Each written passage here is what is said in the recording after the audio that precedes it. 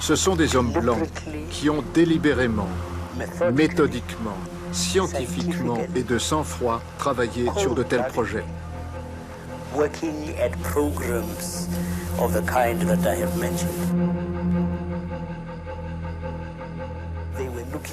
Ils cherchaient des germes qui ne pouvaient attaquer que les Noirs.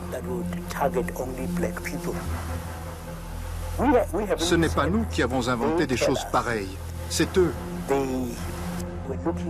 Ils ont même cherché à stériliser les femmes noires.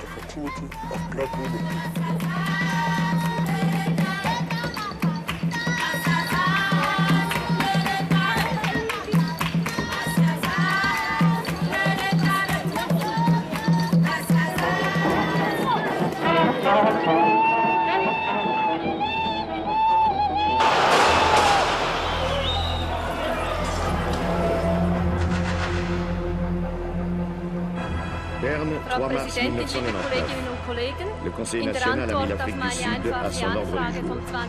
März 1997, la députée des Verts, soutenue par les partis de gauche, réclame la mise sur pied d'une commission d'enquête sur les relations entre la Suisse et le régime d'apartheid. Elle estime que ce dossier est semblable à l'affaire des fonds juifs. C'est aussi grâce à la Suisse, estime une partie du Parlement, que l'Afrique du Sud a réussi à vendre son or et ses diamants sur le marché mondial. En effet, seule contre la communauté internationale, la Suisse a toujours refusé d'appliquer contre Pretoria des sanctions économiques, incompatibles avec sa neutralité.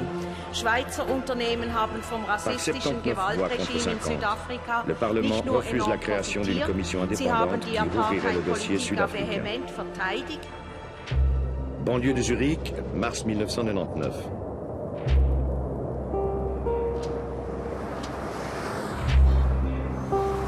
Je m'appelle André Jacomet. Je suis le neveu de Jürg Jacomet qui est décédé en octobre 1998. À la fin des années 80 et au début des années 90, j'ai travaillé pour mon oncle. Il était en contact avec toutes sortes de personnes, principalement d'Afrique du Sud. Il fallait les conduire en limousine de luxe dans toute la Suisse. Et c'est moi qui ai servi de chauffeur à Jürg Jacomet.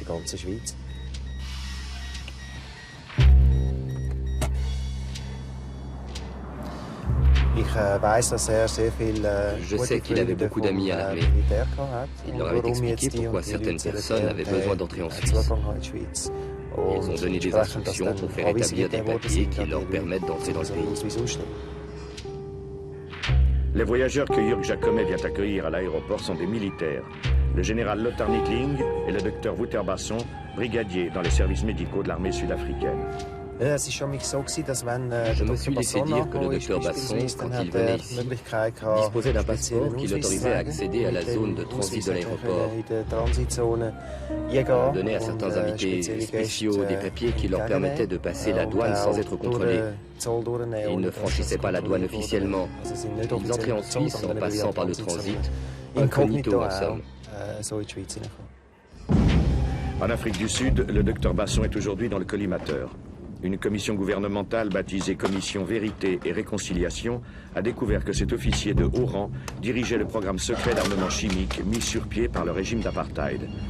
Basson a refusé de coopérer avec cette commission, mais ses anciens collaborateurs ont révélé l'essentiel de son projet secret. Un programme dont les horreurs valent au docteur Basson le titre de Mengele de l'apartheid. Les activités du docteur Basson l'amènent à fréquenter la Suisse à de très nombreuses reprises. À l'occasion d'un séjour à Zurich en novembre 1993, il est arrêté par la police au guichet de la Anlage- und Kreditbank, l'AKB, pour une tentative de fraude. La justice zurichoise a refusé de nous expliquer les circonstances de cette arrestation. Lors de son arrestation à Zurich, le brigadier sud-africain a été longuement interrogé par le juge d'instruction. Nous nous sommes procuré la déposition de Wouterbasson et nous avons pu ainsi reconstituer la piste suisse des chimistes de l'apartheid. Où et quand avez-vous rencontré M. Jürg Jacomet? Ça doit être en 1982-1983. Je l'ai rencontré à Zurich, à l'occasion d'une visite du général Nettling et de moi-même. Il s'agissait de boucler une livraison d'armes pour le gouvernement sud-africain. Monsieur Jacobet m'a été présenté comme un marchand d'armes qui représentait plus ou moins officiellement le gouvernement suisse. J'ai eu le sentiment qu'il faisait partie des services de renseignement suisses. Il était capitaine dans l'aviation. Lorsqu'on observait les pouvoirs dont il disposait, en particulier ses entrées dans tous les bureaux à Berne et dans les aéroports, nous n'avions aucune raison d'en douter. Un homme a bien connu Jörg Jacobet. Il occupe depuis 1990 une des fonctions les plus importantes de l'armée suisse. Monsieur Jacobet est un citoyen suisse. Il était officier des forces aériennes. Il a fait l'école d'officier avec moi en 68 et ensuite on a un peu suivi le chemin, moi comme pilote de chasse dans le 1er régiment d'aviation, lui comme officier de renseignement dans un autre régiment d'aviation, et bien sûr on se connaissait, on se voyait au cours tactique, etc. Monsieur Jörg Jacobet, encore au début de sa carrière d'officier de renseignement, est très dévoué à la cause, et surtout ce qui était intéressant dans les années 80, il avait des contacts professionnels avec l'Europe de l'Est. Donc très souvent, il rentrait par sa profession, ce qui est légitime en Suisse, il rentrait dans ses services militaires au cours de répétition et il nous informait sur ce qu'il avait vu dans les pays de l'Est pour ce qui concernait des systèmes d'armes. Nouveaux avions soviétiques, des armes DCA, etc. Et ceci, bien entendu, était très intéressant pour nous comme pilotes, comme camarades et comme service de renseignement. Cette situation, malheureusement, était moins bonne après les années 90, quand il est entré en contact avec des gens qui n'étaient pas tellement favorables pour lui.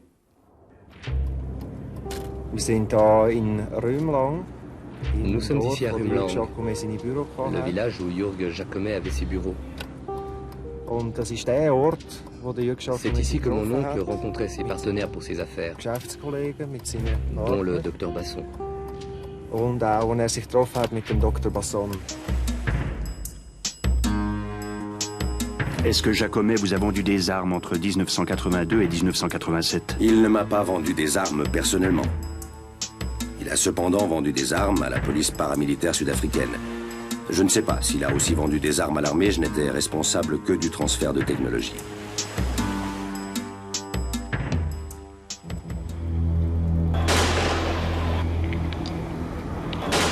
Jacobet livrera ainsi plusieurs lots de fusils à pompe à la police sud-africaine. Des armes qui serviront à alimenter la violente répression contre les Noirs qui se soulèvent dans les ghettos contre le pouvoir blanc. Aujourd'hui, le sinistre pénitencier de Robben Island est devenu un haut lieu du souvenir. Des milliers de touristes viennent visiter la prison, bâtie sur une île au large du Cap. C'est ici que l'ancien régime mettait les opposants politiques aux travaux forcés. Ces touristes viennent se souvenir ici des années de plomb, de la ségrégation raciale qui a coûté des milliers de vies, noires essentiellement. Violation systématique des droits des gens, arrestations, tortures, exécutions sommaires. Toute une population qui tente de sortir aujourd'hui d'un long cauchemar.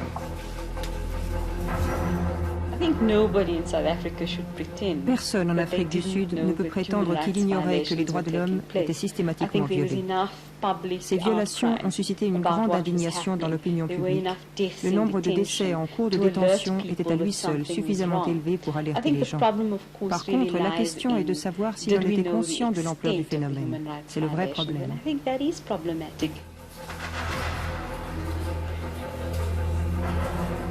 Ladies and gentlemen, cell number 5, this is cell number 5.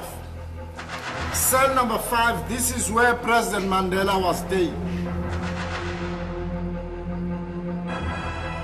We have made it very clear in our policy that South Africa is a country of many races. There is room for all the various races in this country. Ladies and gentlemen, as you see the cell, there were no beds. In fact, the whole prison, prisoners did not have beds. Prisoners were using those kind of mats, those kind of blankets. President Mandela stays in this cell for about 18 years full. Before he was taken to Portsmouth, he was staying in this cell. From Portsmouth, he was taken to Victor Verster, near to Paarl, where he was released. Il faudra attendre 4 ans après la libération de Nelson Mandela, figure emblématique de la Ligue des Noirs, pour qu'enfin s'installe la démocratie en Afrique du Sud. Dès son élection à la présidence en 1994, Nelson Mandela appelle à la réconciliation des races et des cœurs.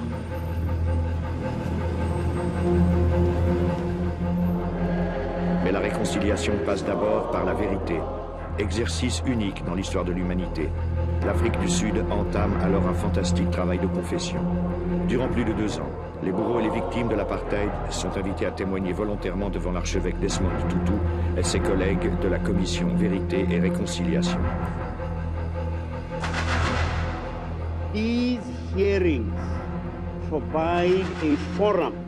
Ces audiences donnent une voix à ceux qui, autrefois, ont été traités comme des moins que rien. Au total, plus de 15 000 témoignages retransmis en direct dans tout le pays devant des foules immenses. La commission dispose d'une équipe d'experts et de juristes pour mener ces enquêtes. Les témoignages les plus horrifiants viennent confirmer les violations massives des droits de l'homme commises au nom de la ségrégation raciale. Whilst this was happening, you were suffocated.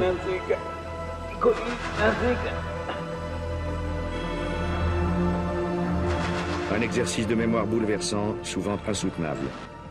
L'Afrique du Sud découvre alors avec effroi comment les hauts responsables du régime d'apartheid ont froidement et systématiquement planifié en secret l'élimination sommaire des opposants qui menaçaient leur pouvoir.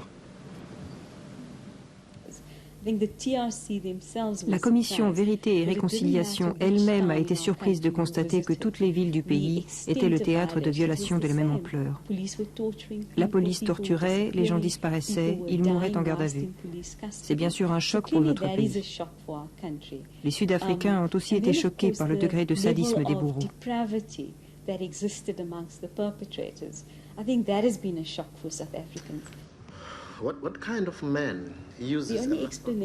La seule explication, c'est que l'État disposait d'une stratégie coordonnée pour parvenir à ses fins. Plus symbolique que nul autre acteur de cette stratégie d'élimination, le docteur Wouter Basson fait son apparition dans la longue liste des agents de l'apartheid. L'ex-brigadier médecin de l'armée sud-africaine est arrêté par hasard en janvier 1997 à Johannesburg pour trafic de stupéfiants. La police découvre sur lui de grosses quantités de drogue, comme l'ecstasy. Et ils ont même dit qu'ils s'étaient mis à préparer des drogues comme l'ecstasy ou le mandrax. Aujourd'hui, on se demande pourquoi nos communautés sont ravagées par la drogue. Est-ce que c'était l'une des nombreuses méthodes de l'apartheid destinées à diminuer nos populations noires ? Les enquêteurs de la commission Vérité et Réconciliation vont remonter la piste du docteur Basson. Ils découvrent un vaste programme secret de l'armée visant à exterminer au moyen de poison les opposants au régime d'apartheid.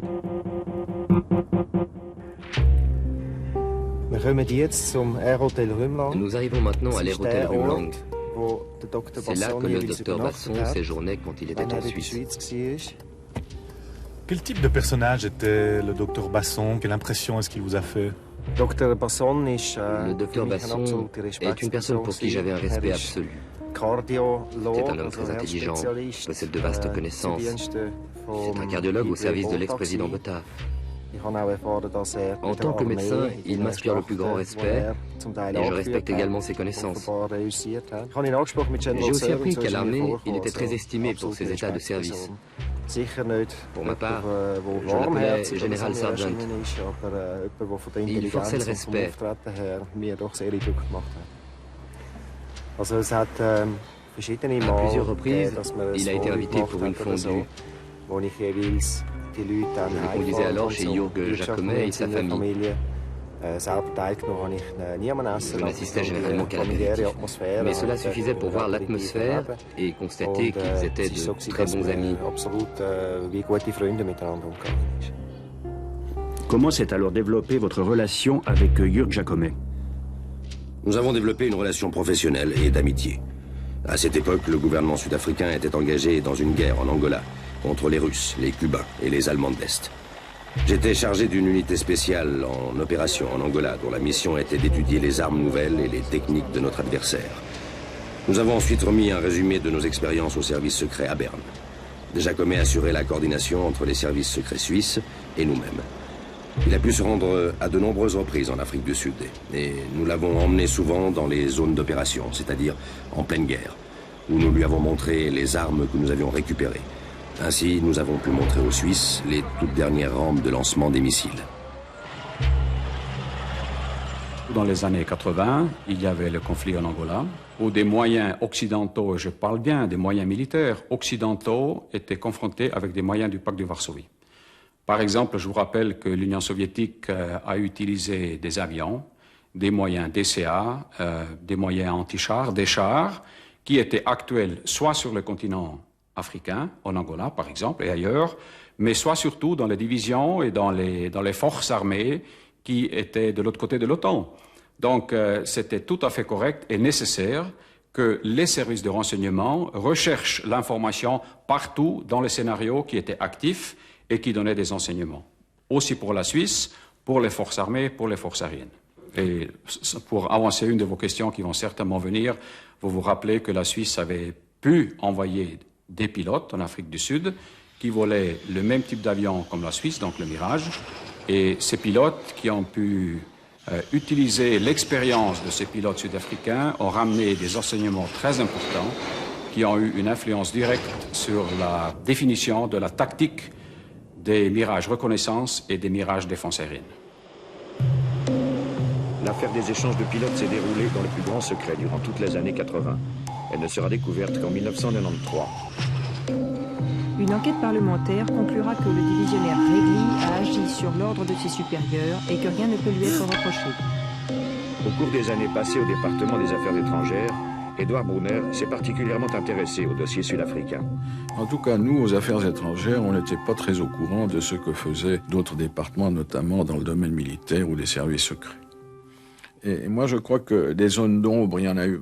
Moi, j'en ai vécu aussi. Il y avait des Suisses qui voyageaient dans certains de ces pays. Nous aurions préféré qu'ils ne fassent pas certains voyages et qu'ils ne soient pas présents à certains endroits. Il y a là toute une série de choses qu'on ne fait pas. Et la même chose, il y avait certains voyages plutôt agréables organisés pour des politiciens suisses en Afrique du Sud qui étaient un peu gênants. Donc il y a là toute une série de choses que les citoyens suisses ont fait que nous n'avons pas, mais que nous ne pouvons pas empêcher. Les Suisses sont libres de faire ce qu'ils veulent à l'étranger. On ne peut pas les empêcher. Le conseiller national zurichois Ulrich Schlür était justement de ces parlementaires qui aimaient à se rendre au pays de l'apartheid. Proche de Christoph Blocher au sein de l'UDC, Ulrich Schlür est vigoureusement opposé à la création d'une commission d'enquête sur la Suisse et l'apartheid. Lors du débat du 3 mars dernier, il a été personnellement attaqué pour ses sympathies à l'égard du régime de Pretoria. Je me suis rendu environ 15 fois dans différents pays d'Afrique australe entre 1980 et 1995.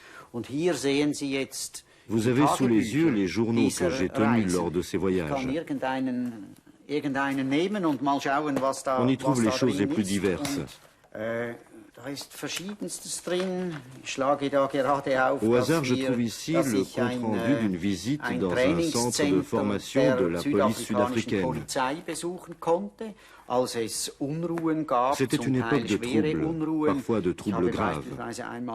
Par exemple, j'ai passé à Mamelodi toute une journée avec la police, simplement pour voir ce qui se passait dans une township sud-africaine, c'est-à-dire une banlieue noire contrôlée par la police. Je voulais savoir ce que faisait la police, comment les choses se passaient. Je me suis rendu plusieurs fois dans des sites militaires. J'ai entendu présenter plusieurs rapports sur la situation militaire. Par exemple, dans l'infanterie. Mais j'ai aussi été un jour à la base de marine à Simonstown. La question de la sécurité était toujours importante. Il ne faut pas oublier qu'on était en pleine guerre froide. Les multiples reportages de ce journaliste un peu particulier viendront alimenter le journal de l'ASA. À travers ses publications, ce groupe combat violemment l'application de sanctions contre le régime d'apartheid. À l'ASA, on considère Nelson Mandela comme un terroriste et Desmond Tutu comme un ecclésiastique suspect. Comment était soutenu l'ASA financièrement? De quoi vivait l'ASA? Et qui payait ses voyages? Le bulletin avait des abonnés. À certains moments, nous avions à peu près 3000 abonnés. Et puis, il y avait les entreprises suisses qui étaient actives en Afrique du Sud. Vous pouvez nous donner quelques noms? Eh bien, il y avait Ciba-Geigy, Hoffmann-La Roche, l'Union de banque suisse. Le docteur Basson poursuit ses voyages. En bon agent secret, il va profiter d'un incident tragique pour gagner la confiance de ses partenaires suisses. Et puis, je pense que c'était en 1987. Un avion de la Croix-Rouge, dont le pilote était suisse, a été abattu au-dessus de l'Angola. Le gouvernement suisse a essayé de retrouver et de ramener la carcasse de l'avion afin de l'examiner et de voir quel type de projectile l'avait abattu. Le général Nettling et moi-même avons alors suggéré aux Suisses qu'ils devaient renoncer à l'idée de récupérer leur avion, qu'ils n'y arriveraient jamais. Ils devaient plutôt essayer de récupérer le corps du pilote. Nous avions déjà fait l'expérience en Afrique du Sud que grâce à un examen minutieux d'un corps, on peut trouver des pièces de métal et de missiles. C'est ce qu'a fait le gouvernement suisse. Ils ont reçu le corps et l'ont examiné. On peut malheureusement pas parler des corps. Les dépouilles ont été rapatriées avec un seul but d'identification des corps. Le seul autorité compétente était effectivement les services scientifiques de la police cantonale de Zurich qui étaient à même de faire cette identification. Le général Nettling et moi-même sommes repartis en Suisse. Nous avons eu un entretien avec un certain Jacob Mayer, je ne suis plus sûr du nom, de l'Institut de médecine légale de la police cantonale zurichoise. Ils ont retrouvé une pièce de métal dans le corps du pilote qui prouvait qu'elle provenait d'un missile SAM-3. Cela a permis de prouver que le gouvernement angolais était responsable de cet attentat. Je vous ai présenté une déclaration du brigadier Wouter Basson devant la justice zurichoise le 1er décembre 1993 que je vous ai fait lire. Quelle est votre réaction à ce document? Écoutez, pour moi c'est une réaction avant tout d'abord j'apprenais quelque chose que je n'avais pas du tout lu ni entendu jusqu'à aujourd'hui. Et deuxième réaction, plutôt un fort étonnement de ces liens qui ici sont établis, dont, pour ce qui me regarde, je n'ai absolument aucun élément pour pouvoir les établir. Un ancien agent des services secrets suisses nous confirme ces rapports de confiance. Comment étaient organisés les contacts avec les services de renseignement sud-africains? Dans notre domaine, la tradition veut que les services se rencontrent alternativement dans leur pays d'origine. Les spécialistes des différents dossiers voyagent et rencontrent leurs homologues. Cela signifie que les responsables des renseignements suisses se rendaient fréquemment en Afrique du Sud? Dans les années 80, il y en a 2 fois par année. Il y a aussi de la réciprocité, donc environ 4 contacts directs par année. Et les séjours duraient combien de temps? Aux alentours d'une semaine. Il y avait une part de travail, mais aussi des loisirs, car les Sud-Africains avaient coutume d'offrir un safari au parc Kruger. C'était devenu une plaisanterie dans le service d'appeler safari ces contacts. Nos chefs s'arrachaient les voyages en Afrique du Sud et ils se battaient moins pour des contacts qui étaient moins touristiques. Et que savaient vos services du programme d'armement chimique de l'Afrique du Sud? D'après mes informations, mais nos services étaient conscients que l'Afrique du Sud tentait de développer des armes de destruction massive, sans avoir accès aux détails. Est-ce que vous pouvez nous rappeler quelle était l'image de l'ennemi dans les années 80 pour les services de renseignement suisses? Alors, dans les années 80 jusqu'à 90, l'image de l'ennemi était bien sûr la guerre froide, je me répète, était le pacte de Varsovie. La Suisse était prête à faire face aussi à une éventuelle invasion. Donc, surtout les services de renseignement étaient concernés, étaient occupés par le travail de se préparer le mieux contre une éventuelle agression militaire. Et bien sûr, militaire voulait aussi dire moyens atomiques et moyens chimiques, moins le biologique, parce que le biologique, comme vous le savez peut-être, a plutôt apparu après les années 90. Et c'est pour ça que nous avons nos laboratoires de chimie à Spiez, qui appartiennent au département de la Défense, avec une réputation internationale, qui aussi, dans les années 80, s'occupait surtout de la question comment se protéger contre des agents chimiques, dans le cas d'une attaque soit terrestre, mais aussi pour les pilotes. Pendant la guerre froide, c'est évidemment le potentiel soviétique d'armes chimiques qui nous préoccupait. C'est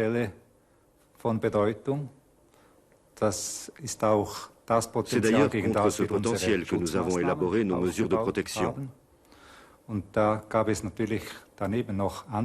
Bien entendu, il y avait aussi d'autres conflits dans le monde, en Afrique, au Mozambique, en Angola, en Namibie, où l'on nous signalait sporadiquement des utilisations supposées d'armes ou de produits chimiques. et dont on parlait publiquement dans la presse. De temps à autre, des indications nous parvenaient selon lesquelles un nombre relativement important de pays, environ 30 ou 35, étaient susceptibles d'utiliser des armes chimiques, et l'Afrique du Sud figurait parfois sur la liste. À ce moment, les Cubains avaient commencé à utiliser des armes chimiques contre l'UNITA. J'ai été nommé à la tête de l'enquête et chargé de développer des contre-mesures. C'était important, parce qu'à l'époque, les moyens développés par les Européens n'étaient pas suffisants.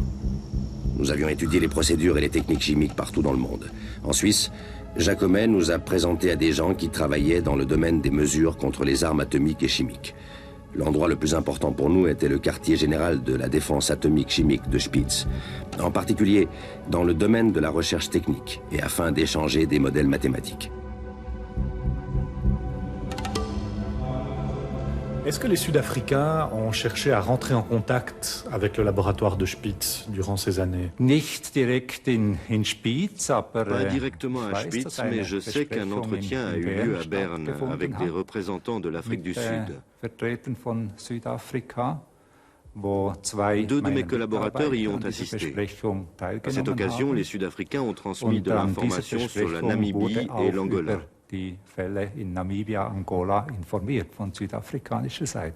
Et que cherchaient ces Sud-Africains? D'après ce que m'ont dit mes collaborateurs, les Sud-Africains ne réclamaient rien. Ils ne faisaient que fournir des informations. Notre devoir était de les écouter. Qui a organisé cette réunion? Je ne sais pas exactement qui l'a organisé. C'était une réunion du groupement de l'armement à Berne. Aujourd'hui, je sais que M. Jacomet était manifestement l'organisateur de cette rencontre. Le compte-rendu interne de cette réunion prouve que ce sont bien les services de renseignement suisses qui ont organisé la rencontre. Qui sont les personnalités sud-africaines qui participaient à cette rencontre? Il s'agissait du brigadier Basson et du général Nittling.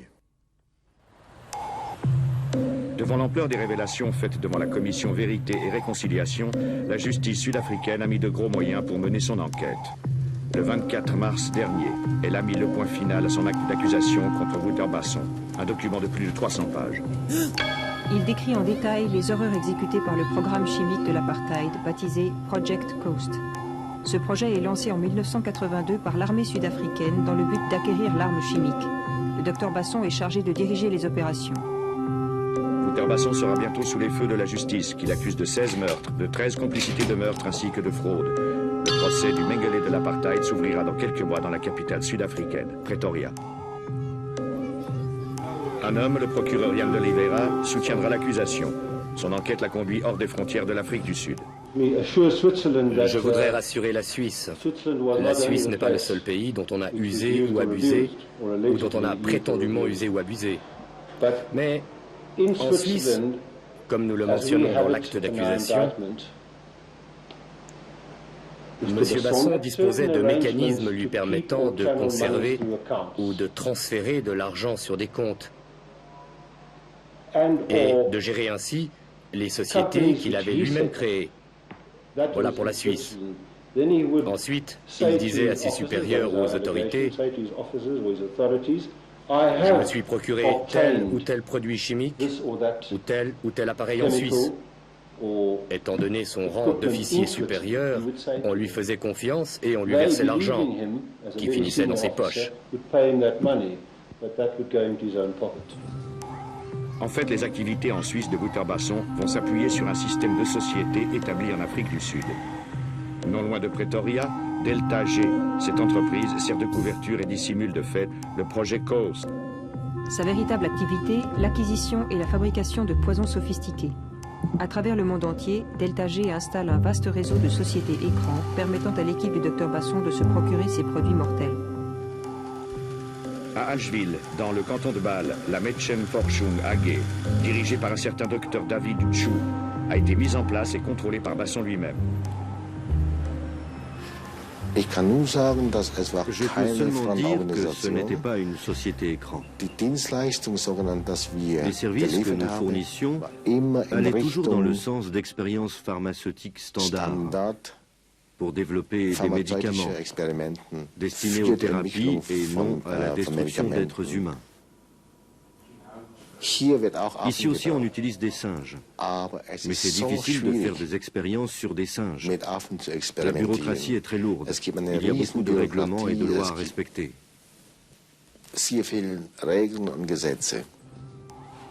L'acte d'accusation cite pourtant à plus de 20 reprises les opérations menées par le docteur David Chu. Bien entendu, à l'époque, nous ne savions rien de ce programme. Nous ne savions pas que le docteur Basson était impliqué dans quoi que ce soit. Ce n'est que rétrospectivement qu'on se dit, mon Dieu. En Afrique du Sud, Basson et son équipe disposent d'un autre laboratoire secret, celui de Rhodeplat. Sa spécialité, la biologie et le développement de maladies comme le choléra ou le sida. Des germes mortels y seront fabriqués et utilisés à de nombreuses reprises. Quant au docteur Chu, il devra prouver son innocence à la barre de la justice sud-africaine qui l'a sommé à comparaître. Pendant tout le temps où la Medchem était en activité, soit durant 2 années, personne ne nous a rendu visite. Ni la police, ni la police fédérale, ni les services secrets, personne.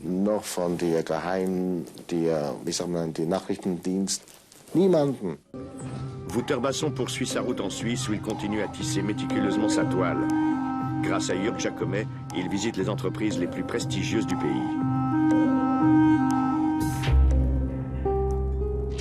Nous sommes ici à Pfäffikon, dans le canton de Zurich, juste devant le bâtiment de Huber et Zuner.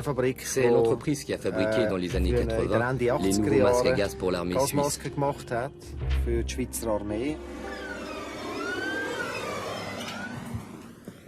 Je suis heureux de dire que nous commercialisons un des meilleurs masques à gaz du monde. Les gens d'Afrique du Sud avec lesquels nous avons eu des contacts en 1988 sont venus nous trouver et nous avons conclu un contrat portant sur la livraison de masques de protection.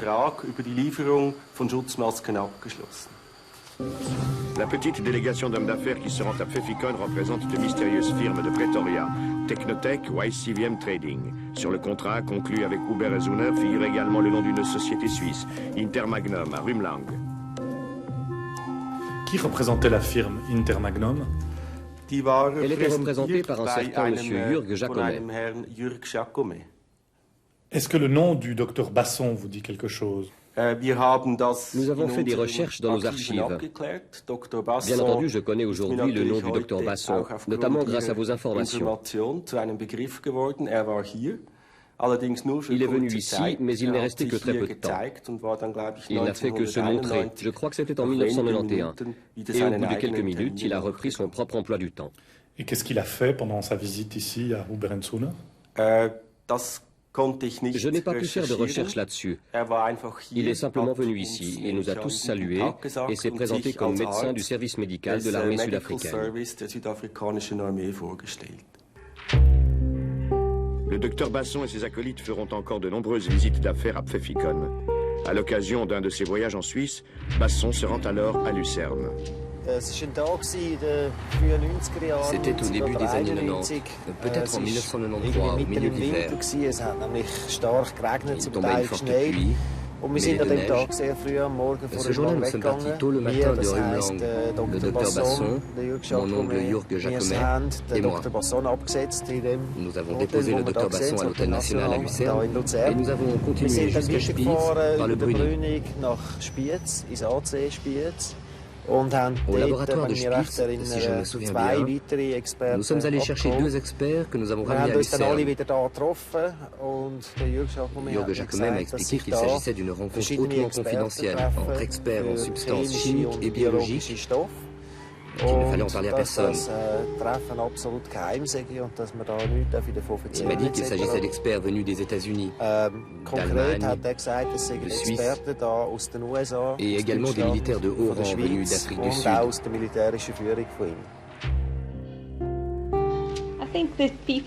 Je crois que les gens qui gravitent dans ce genre de milieu ont besoin les uns des autres.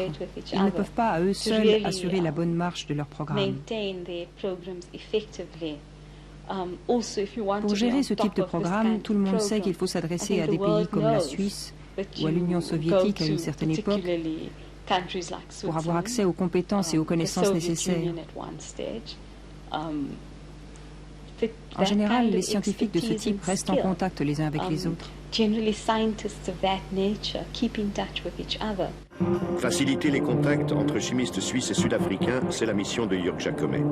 Peu avant sa mort en octobre 1998, Jacomet comptait écrire un livre et il avait préparé quelques notes à l'intention de son éditeur. Voici ce qu'il lui écrit. 6 juin, un article de la Neue Zürcher Zeitung du 12 avril 1998. Encore aucune piste qui nous mène en Suisse vers le laboratoire chimique et bactériologique de Spitz, qui a effectué par mon intermédiaire des analyses. Il s'agit d'échantillons de sang apportés à Zurich par les généraux Nettling et Basson et prélevés sur des soldats, c'est-à-dire des victimes. Une véritable bombe pour le futur. La Suisse devra s'expliquer et ce ne sera pas amusant. Comme le révèle l'acte d'accusation, le laboratoire de Spitz est en effet convoqué à la barre. Bernard Brunner et son adjoint devront s'expliquer sur leur relation avec les chimistes de l'apartheid. Est-ce que vous pouvez nous expliquer les circonstances de ces tests de sang que les Sud-Africains souhaitaient voir analysés par le laboratoire de Spitz? Voici comment cela s'est passé. Par une voie détournée, nous avons reçu des échantillons de sang qui nous ont été envoyés par la poste, accompagnés d'une demande d'analyse. Nous avons chez nous un système de garantie de la qualité. Normalement, nous n'analysons pas les échantillons dont nous ne connaissons pas exactement la provenance, le nom de la personne qui les a prélevés, par quel truchement ils sont parvenus jusqu'à nous. C'était justement le cas.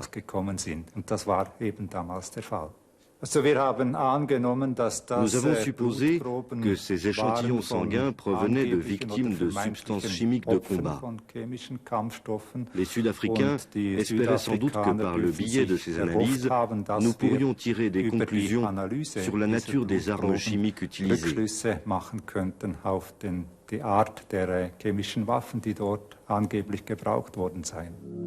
L'expéditeur des tests sud-africains à Spitz s'appelle Niklaus Schleifer. Son entreprise était autrefois spécialisée dans le matériel de protection contre les armes chimiques. Il a reçu du docteur Basson une liste de symptômes observés chez les victimes de poisons toxiques. Vomissements, perte de conscience, paralysie. Niklaus Schleifer affirme n'avoir rien su de l'origine exacte des mystérieux flacons remis par le docteur Basson.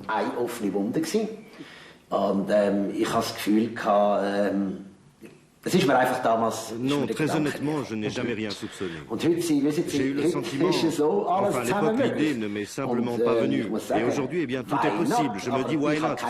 Mais je n'ai aucune preuve et à l'heure actuelle, c'est difficile d'en savoir plus. C'est vraiment brûlant.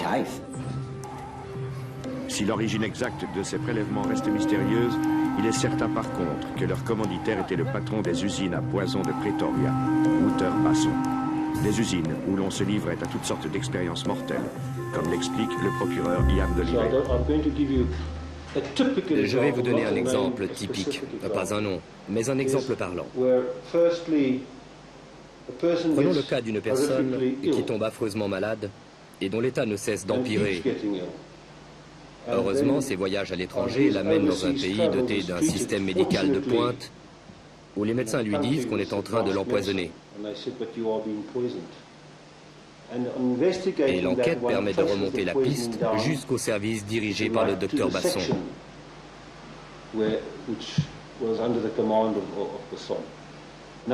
Parfois, la personne meurt effectivement, et ce n'est alors plus une tentative de meurtre, mais un meurtre par empoisonnement. C'est le genre d'affaires dont nous nous occupons, et c'est très grave.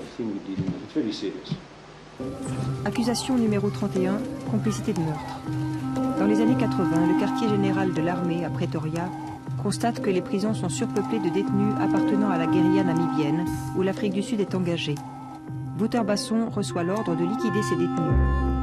200 hommes sont ainsi empoisonnés et jetés à la mer d'un avion spécialement affrété pour cette mission.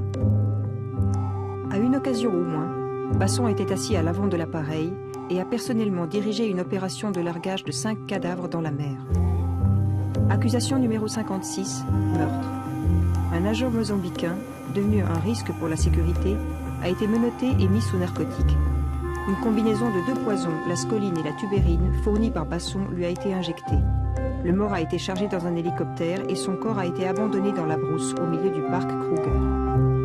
Alors qu'il développe son programme de liquidation, le docteur Basson est également chargé de mettre au point la défense de l'Afrique du Sud contre les armes chimiques. Une double mission dont il va constamment jouer durant ses longs séjours en Suisse.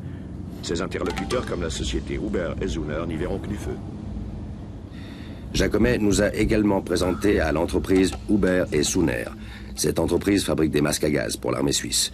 J'ai été le responsable des négociations avec Huber et Zuner qui ont sans doute eu lieu entre 1987 et 1988. Le but de nos discussions était d'obtenir le transfert de la technologie suisse vers l'Afrique du Sud afin d'y produire ces masques. Nous avons vendu environ 40 000 masques de protection de 3 grandeurs différentes qui correspondent au même modèle que nous avons vendu plus tard à l'armée suisse. Mais au total, entre la vente de la licence et la vente des masques à gaz et des pièces, c'est une affaire qui portait sur à peu près combien de francs suisses? Environ 8 millions de francs suisses. Nous n'avions aucune raison de penser que...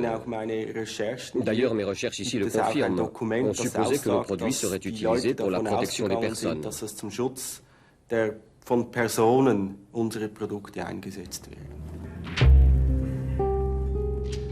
Wir sind mehrere Mal hierher gefahren. Nous sommes venus plusieurs fois ici. Je ne me rappelle plus si le général Nittling était avec nous, mais en tout cas, nous sommes revenus avec Jürg Jacomet et le docteur Basson pour cette affaire de masque à gaz. Une délégation s'est rendue en Afrique du Sud, c'est exact, essentiellement pour des raisons techniques. La visite a eu lieu en été 1992. Nous avons visité plusieurs sous-traitants afin d'évaluer leur capacité à fabriquer nos produits de haute qualité.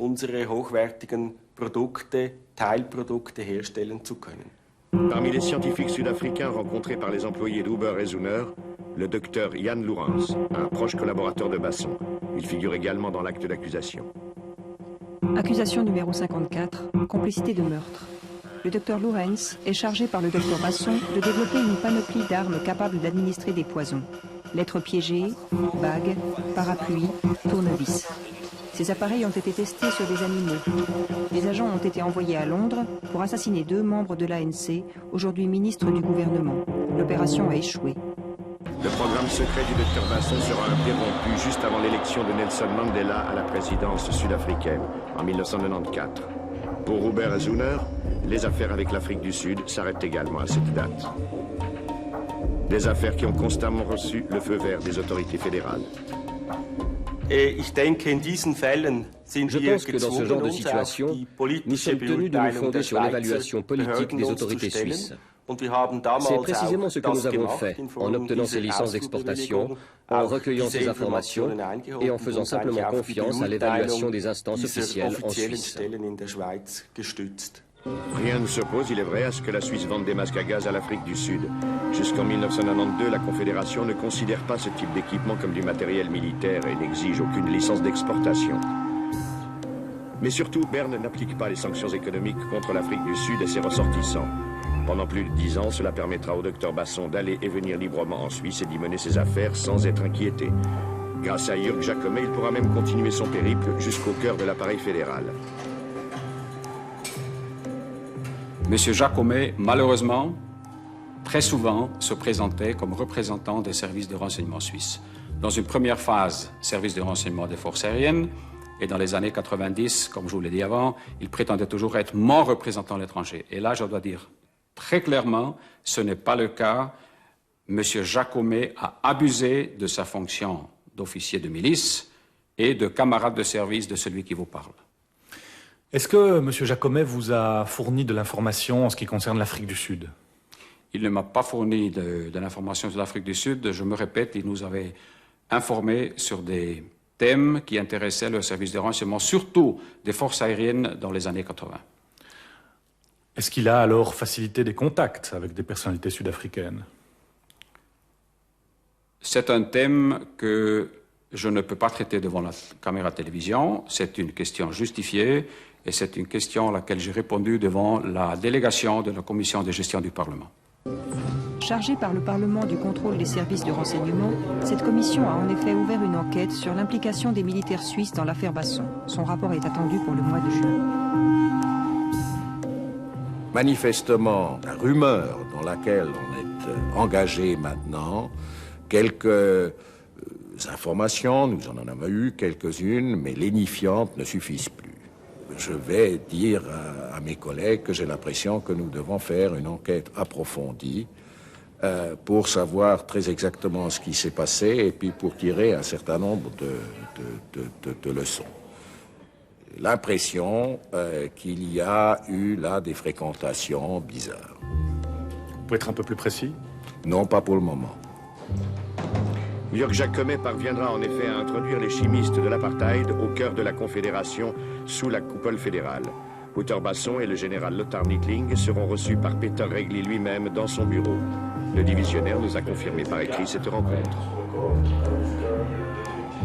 Il s'agissait là clairement d'une visite de courtoisie dans mon bureau de la durée d'environ une bonne demi-heure. Il n'y a pas eu d'autres entretiens de ce genre avec M. Basson ici.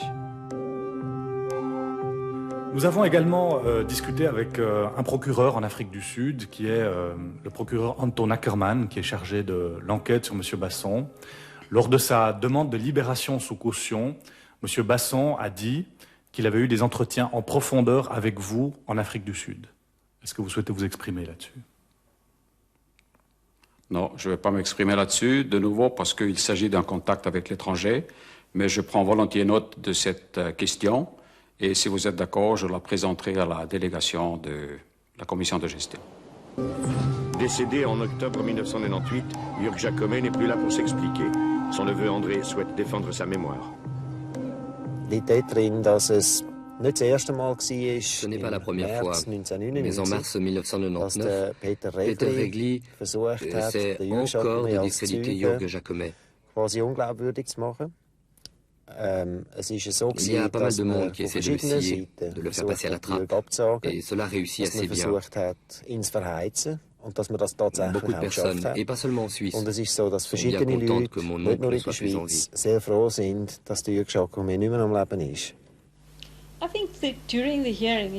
Les auditions ont révélé que Basson a voyagé dans de nombreux pays et qu'il a eu un accès privilégié à un grand nombre d'usines du monde entier. Nous savons par exemple qu'il s'est rendu en Union soviétique. Son arrestation en Suisse, alors qu'il était en tractation avec les Croates, pose un certain nombre de questions. Comment a-t-il pu entrer dans votre pays sans que vos services secrets n'en soient informés? Pourquoi a-t-il été arrêté? Pourquoi était-il en possession de titres au porteur du Vatican? Ces questions sont restées sans réponse. Par ailleurs, Basson sera aussi poursuivi pour détournement de fonds, ce qui nous intéresse aussi. Où est passé l'argent? On peut se poser la question. Tout le monde dépose son argent en Suisse. Le gouvernement suisse en sait-il plus que nous sur Basson? Que va-t-il se passer? L'argent est-il en Suisse? Notre pays en a besoin. La Suisse va-t-elle faire quelque chose? Le 27 novembre 1993, Wouter Basson et Jörg Jacomet sont arrêtés par la police zurichoise devant les guichets de l'AKB, aujourd'hui la banque von Ernst. Ils reviennent tous les deux de Croatie où Basson a chargé Jacomet de lui procurer une drogue, la métaqualone, pour ses laboratoires. Pour financer cette opération, les deux hommes tentent d'encaisser des titres au porteur du Vatican. Ils sont détenus 2 jours dans les geôles zurichoises avant d'être relâchés. Voici un document classé top secret signé du lieutenant-général Neil Klobel, le supérieur hiérarchique de Wouter Basson. Ce document décrit les circonstances dans lesquelles Basson et Jacomet ont été libérés. Le chef de projet, le brigadier Basson, a été libéré en vertu d'un document en sa possession qui spécifiait qu'il intervenait sur ordre et par procuration du capitaine Jacomet.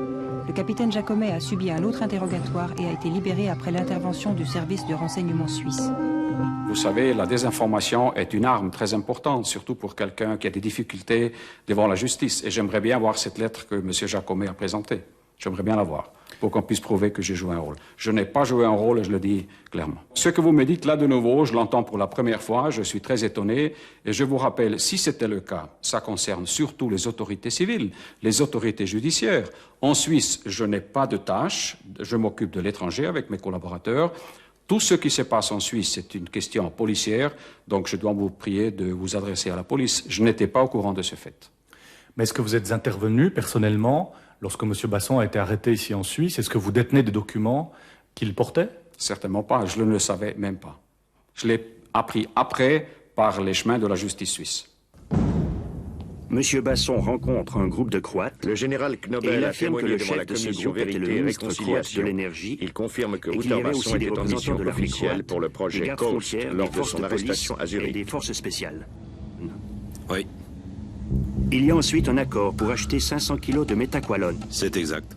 La drogue achetée en Croatie devait être selon les testée dans un conditions laboratoire en Suisse. Si sa qualité était jugée satisfaisante, une somme de 2 500 000 $ devait être versée sur un compte à la banque Indo-Suez à Genève. Le docteur Basson effectuera un test de ce produit en Suisse. Si le test lui convient, il paiera la somme de 4 600 $ par kilogramme et il organisera ensuite le transport, soit par Basson air depuis portait avec lui des Zagreb, documents et soit par probablement route des via disquettes l'Autriche et la informatiques Slovaquie. relatifs à son projet. Tout cela est donc La commission effectué demande par le alors au brigadier général Basson. Knobel Oui, d'où monsieur. il tient ces Vous n'avez informations. pas de source autre que ce que vous a dit le brigadier Basson. C'est exact. Cela peut être de l'invention, cela peut être de la réalité. Vous voulez que je fasse de la spéculation? Non. Je vous demande si vous avez une source indépendante qui confirme ce que vous dites. Non.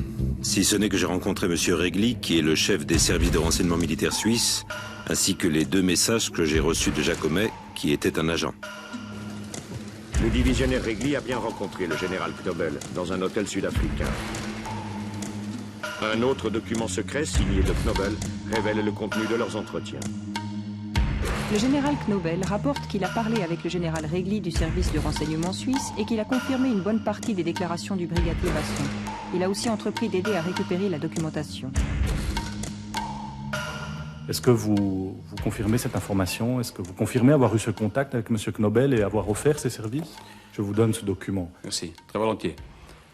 Je dois dire encore une fois aussi pour le téléspectateur que une tâche importante du chef du service de renseignement est de quitter ce bureau, de se rendre à l'étranger, de faire des contacts pour obtenir du renseignement. Maintenant, vous parlez de fonctionnaires de forces armées étrangères.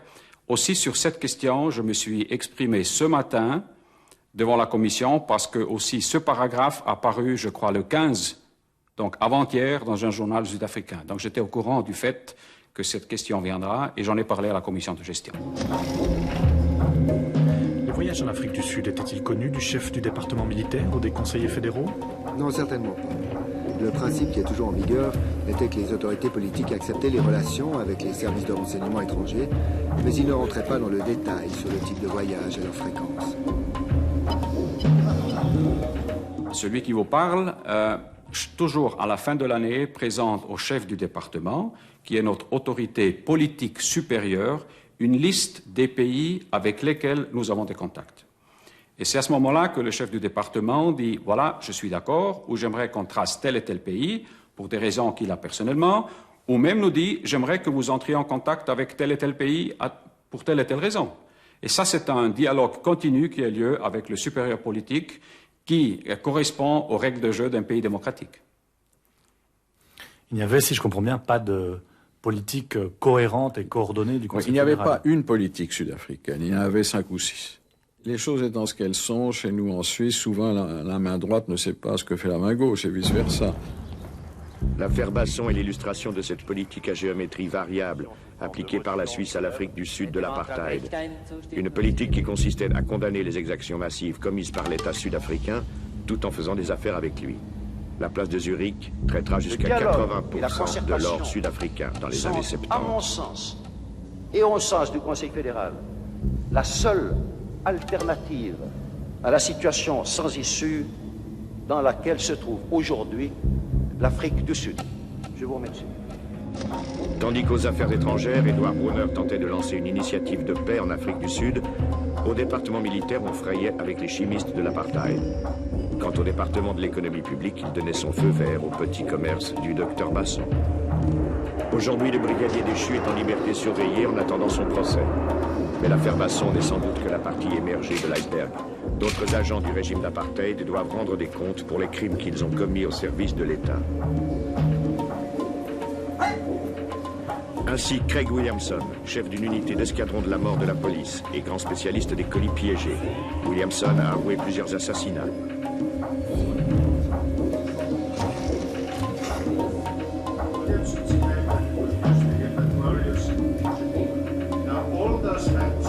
L'ex-policier a infiltré durant 2 ans une université à Genève au début des années 80 avant d'être démasqué et de rentrer tranquillement en Afrique du Sud.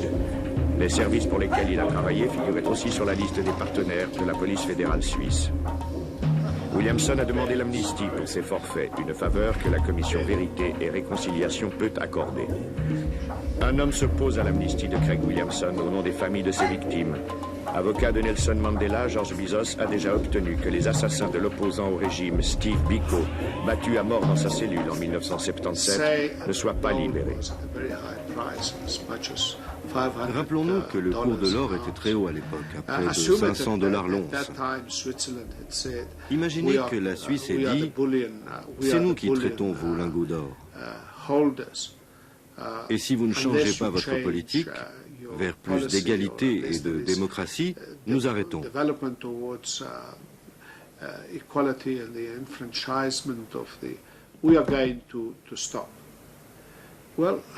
Eh bien, je ne sais pas ce que le gouvernement aurait pu dire. Mais là, la Suisse n'a rien fait. Elle a en plus trouvé des justifications à son attitude de business as usual, les affaires d'abord. Il faudra qu'elle vive avec la conscience que l'apartheid a ainsi duré beaucoup plus longtemps et que beaucoup de vies ont été perdues. Mais je pense, oui, ça a facilité la vie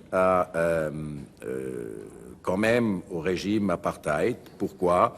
Puisque la Suisse jouait et joue un rôle très important et au niveau du commerce des pierres précieuses et de l'or. Je suis intimement convaincu que sans les sanctions, l'apartheid aurait implosé bien plus tard. Les nombreux pays qui se sont enrichis grâce à l'apartheid ont une dette morale vis-à-vis de nous. Et comme nous tentons de révéler la vérité sur ce qui s'est passé, nous prenons conscience du fait que la vérité seule ne suffit pas à assurer le développement. Que les injustices économiques que l'apartheid a imposées à notre pays ont eu pour conséquence de priver des millions de Sud-Africains du bien-être auquel ils avaient droit.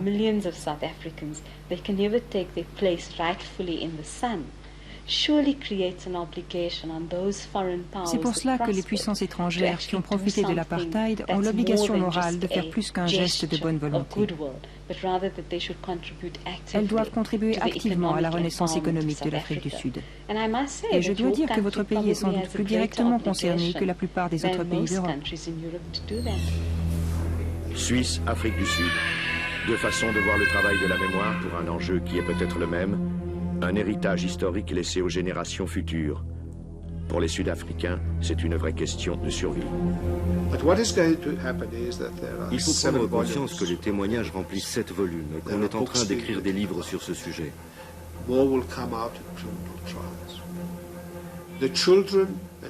Les enfants et les petits-enfants des bourreaux et des victimes pourront savoir ce qui s'est passé.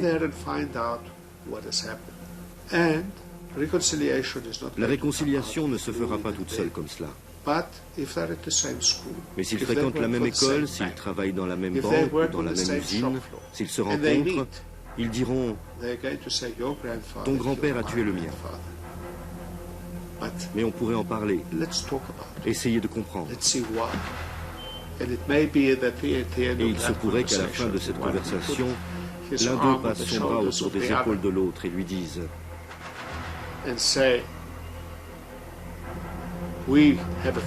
Nous avons un avenir ensemble. Nous avons une femme et des enfants. Refusons de vivre dans le passé. Alors seulement on pourra parler de réconciliation. »